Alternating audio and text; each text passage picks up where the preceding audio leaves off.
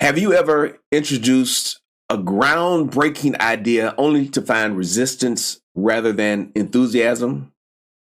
Are you feeling like a visionary stranded in a world clinging to the past?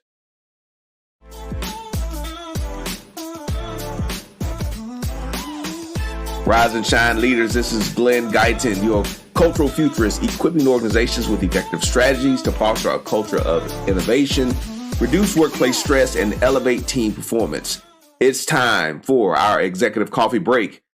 I have my beverage in hand. I hope you have yours too. They say you can't choose your family, but you can choose your workplace culture and your beverage. Of course, drinking coffee. I had other drink plans today, and then somebody drank my juice. I had this carrot turmeric ginger juice I was going to drink this morning. Just felt like doing something a little different, and it was gone. Went to the refrigerator, it was gone. But anyway, leadership matters, so you might as well get good at it. Hey, and if you're watching on YouTube, make sure you like and subscribe. I really appreciate that. It really helps. Today, I want to talk a little bit about resistance to change. Part of my intro says that I want to help organizations with innovation. We want to drive innovation in the workplace, and that's an important thing to do to get out, get ahead, and to bring about effective change that will help you accomplish your mission. But many times, if you are an innovator, if you are a visionary, there are times when you get a little bit too far ahead. You're out front, and the people behind you are saying, hey, we don't want to change. We don't like anything that you're doing. The old system was working. If it's not broke, don't fix it, right? But as an innovator, as a visionary leader, you're not satisfied with that. You want to keep moving forward.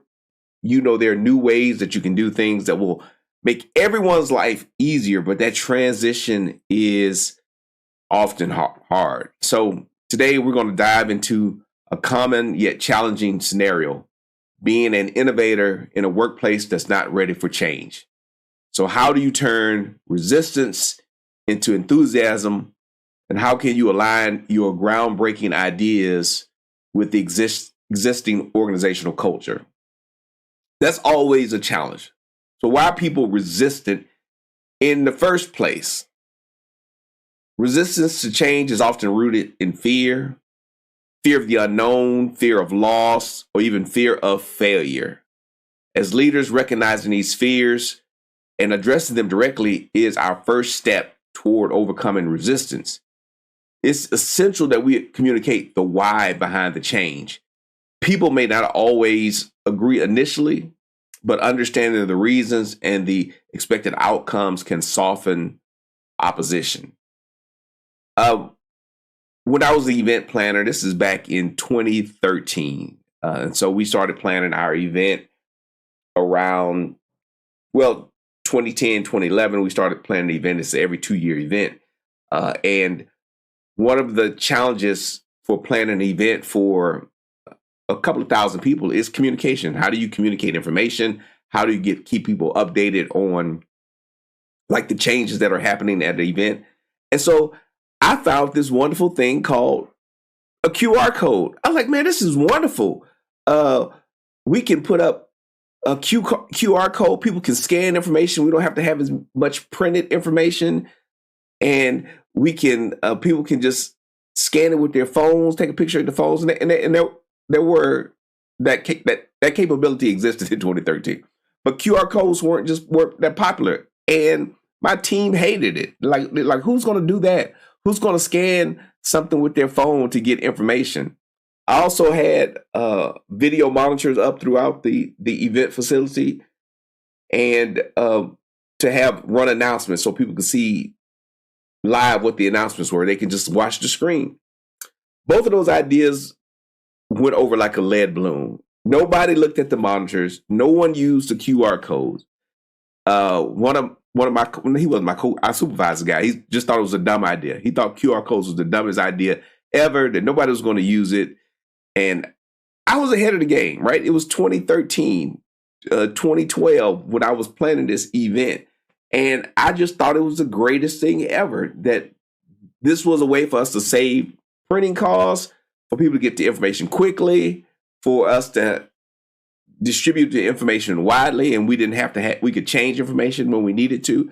I thought it was so flexible, so valuable, and nobody wanted to use it, and the participants didn't know how to use it. So now we're in 2024, and everyone uses QR codes, menus, all kinds of businesses, Super Bowl ads. Everyone's using QR codes, but I was just a little bit ahead of the curve in that. Now, I didn't create QR codes, but I was just an early adopter. So it happens, right? Sometimes there are some great things that we want to do, and we know this change is fantastic, but nobody but us is ready to adopt it. So we have to understand people are resistant. And why are people resistant? Well, in the case of the QR codes, people were just used to a certain thing. I don't know if they weren't afraid to change. They just weren't used to it. They didn't understand why we were shifting to this QR code. I had to explain to my staff, but again, the participants weren't ready for it. So it failed. But now at events, we use QR codes all the time. I was just ahead of the curve. So what are some strategies we can use then to help foster acceptance? Well, start small. Incremental changes can help people adjust over time rather than overwhelming them with a complete overhaul. Maybe I could have started sending out messages, email messages with QR codes printed in them. I don't know. But starting small. Involve everyone in the planning stages. When team members contribute to the change process, they're more likely to support the final outcome. So get people involved early, get their ideas, not after the fact, bring people on board.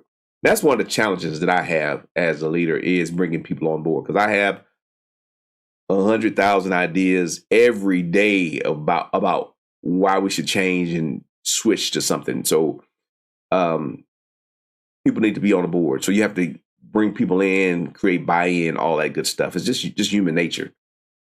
Celebrate small wins. Highlighting the early benefits of change can build momentum and convert skeptics into proponents. Now, I'll tell you something that I do that I don't recommend. I like to gloat. Is that okay? I do like to gloat. How many of you like to gloat? Look, my voice cracked when I said that. Do you like to gloat? I like to always remind people of my early adoption of QR code in my organization. When they doubt my ideas, I say, you going to doubt my idea? Hey, remember that QR code idea that I had? Remember those video monitors that I used? It was the right idea. Y'all just wasn't ready for it. So this next idea that I have, you better be ready for it. Now, I don't necessarily recommend that. I do that. That's just my personality. But you should celebrate the wins. Let people know that you have a proven track record of innovation. That's what I'm saying. You don't have to gloat. You can do it in a nice way. I work on that. I have to work on my workplace empathy. I have to work on my not being petty sometimes in the workplace. We're all on a journey here, so I'm trying to help you. I'm telling you these things to save you some of the headache that I've had to endure as a leader. But celebrate small wins, celebrate these achievements. Make sure people aren't afraid to fail. That's one of the things that I like to really emphasize with the teams that I lead. Don't be afraid to try new things. Don't be afraid to fail. And when you do something great, I want to celebrate it. So not only do I gloat about my past wins and accomplishments, but I also praise my people when they do things and they are ahead of the curve. I really like to celebrate those wins. It gives people confidence. Some practical things that you can do. Just map out your strategy. That's what I want you to do. When you want to change something, map out your strategy. Figure out not this SWOT thing. That's not what I want you to do. I want you to map out the strategy. Who's going to be resistant? Why will they be resistant? What are the benefits of this change to everyone in the organization? Who's going to be a naysayer? Those are the things that you need to map out, and then figure out how you're going to educate people. How you're going to roll these things out so people can embrace the change in these bite-sized chunks. And then understand that there's a cycle to change. You may have some people that are initially interested, and then people get tired and they say, well, let's just go back to the old way. You have to break through those cycles of of resistance when you are implementing something new. You got to stick with it. Stick with it. And sometimes time will catch up with you. Sometimes it won't. Sometimes it was just a bad idea.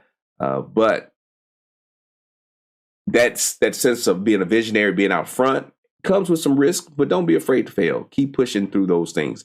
One of the examples, I was reading an article about IBM. IBM has this garage where they help you with innovative ideas. IBM Garage and digital transformation. You all can look that up. But I believe that IBM started to shift its workplace policies in 2017 before COVID. So they want to rethink their remote workers. I'm one of the people that had been working remote since 2009. But IBM started thinking about this. So this is a major corporation thinking about a shift in 2017 when it wasn't popular. But then what happened? We had COVID. So then everyone shifted to remote work. So sometimes when we're ahead of the game, it helps us prepare for the eventuality, and we can make shifts before everyone else does. And so then when something disruptive like COVID happens, we're already ready. We're ready to go. That's one of the benefits of having this mindset of innovation with your teams. So keep pushing forward. Thank you for joining me today.